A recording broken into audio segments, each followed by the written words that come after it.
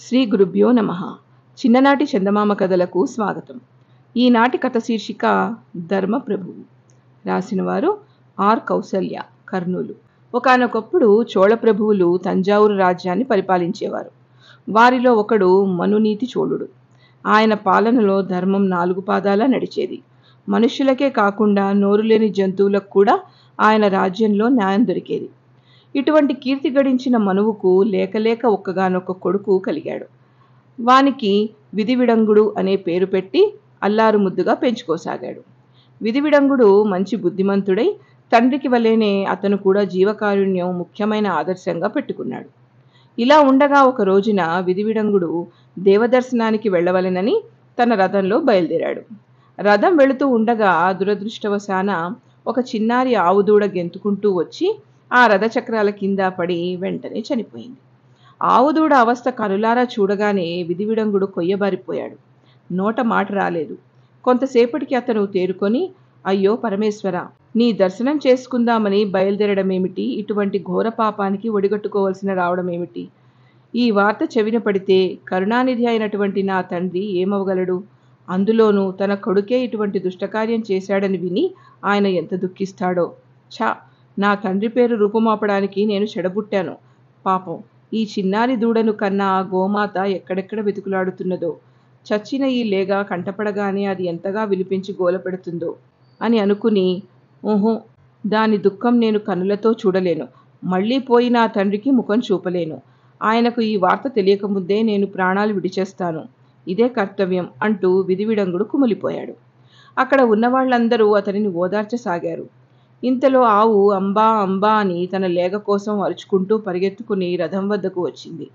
అది పడిన దుఃఖం, ఆవేదన చూసిన ప్రతి వాళ్లకు కనుల వెంట జలజలా నీటి చుక్కలు రాలాయి.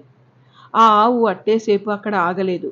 అది సరాసరి రాజుగారి కోటకు చేరుకుని న్యాయగంటకు కట్టి ఉన్న తాడు నోటితో పట్టి లాగేసరికి గంట గణగణాం మ్రోగింది.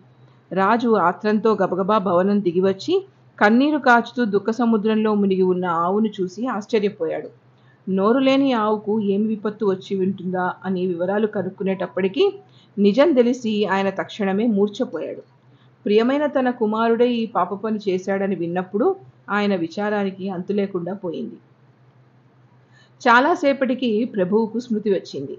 తర్వాత ఆయన న్యాయం బాగా ఆలోచించి మంత్రితో, ప్రాణానికి బదులు మళ్ళీ ప్రాణం ఇవ్వడమే ధర్మం అని శాస్త్రాలు చెబుతున్నాయి కనుక ఏ రథం కింద అయితే ఆవు దూడ పడి చచ్చిపోయిందో ఆ రథచక్రాలే శరీరంపై దొర్లించి నా కుమారుని ప్రాణం తీయించవలసింది అని ఆజ్ఞాపించాడు.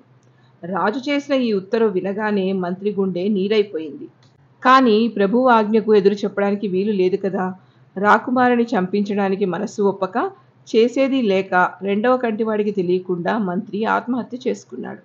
ఈ సంగతి రాజుకు తెలిసి తనే రథం మీద ఆవుదూడ చచ్చిన ప్రదేశానికి వెళ్ళి తను చెప్పిన తీర్పు ప్రకారం కుమారుని పైన రథచక్రాలు దొర్లేటట్టు ఏర్పాటు చేసి వారిని చంపించేశాడు. నాకు కుడిభుజంగా ఉన్న మంత్రి పోయాడు, లేకలేక పుట్టిన నా కుమారుడు పోయాడు.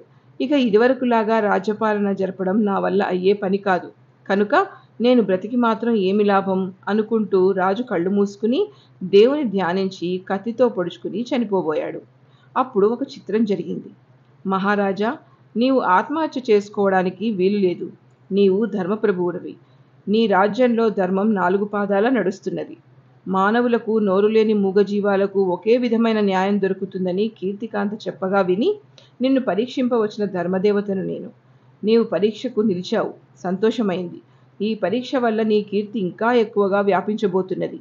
నీవు ఇదే విధంగా రాజ్యంలో ధర్మం నిలిపి ప్రజలకు శాంతి సౌఖ్యాలు కూర్చవలసింది అంటూ ఒక అశరీర వాక్కు వినిపించింది. రాజు ఆశ్చర్యభరితుడై కన్నులు విప్పేసరికల్లా ప్రాణసమానుడైన తన కుమారుడు, మంత్రి కూడా బ్రతికి వచ్చారు. రథం కింద పడి ఉన్న ఆవుదూడ కూడా ధర్మదేవత అనుగ్రహం వల్ల బ్రతికి తల్లికి ఆనందం కలిగించింది. ఇంతటితో ఈ కథ కంచికి, మనం ఇంటికి.